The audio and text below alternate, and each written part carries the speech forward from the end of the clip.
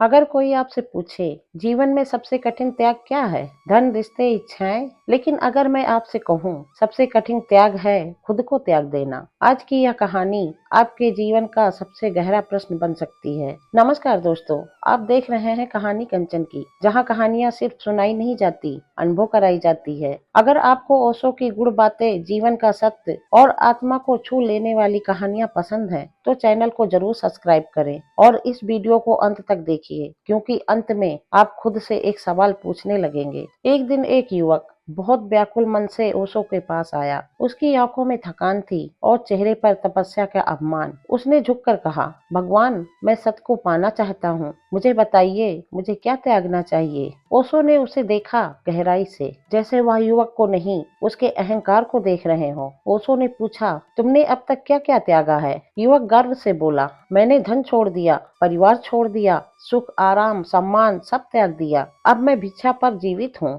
ओशो ने शांत स्वर से पूछा, और क्या बचा है? युवक कुछ क्षण तक चुप रहा, फिर बोला, बस मैं बचा हूँ। ओशो मुस्कुरा दिए। उन्होंने कहा, यही तो समस्या है, तुमने सब त्याग दिया, लेकिन त्याग करने वाला अब भी मौजूद है। युवक चौंक गया। उसने कहा, अगर मैं भी त्याग दूं तो बचेगा क्या? ओशो ने उत्तर दिया, जब मैं नहीं बचेगा तब सब बचेगा। ओशो बोले, एक राजा था जिसने सब कुछ छोड़कर संन्यास ले लिया। वह जंगल में झोपड़ी बनाकर रहने लगा, दिन रात ध्यान करता और मन ही मन सोचता, मैं कितना बड़ा त्यागी हूँ। एक दिन एक साधु वहाँ से गुजरा। उसने राजा से कहा, तुमने राज छोड़ा, यह अच्छा है, लेकिन अब एक त्याग और बाकी है। राजा ने पूछा, वह क्या? साधु बोला, यह विचार कि तुमने कुछ त्याग किया है। उसी क्षण राजा समझ गया, त्याग वस्तुओं का नहीं, अहंकार का होता है। ओशो ने युवक की आंखों में देखते हुए कहा, जब तुम कहते हो मैं साधु हूँ, मैं त्यागी हूँ, मैं ज्ञानी हूँ, तभी अहंकार नया रूप ले लेता है। उन्होंने कहा,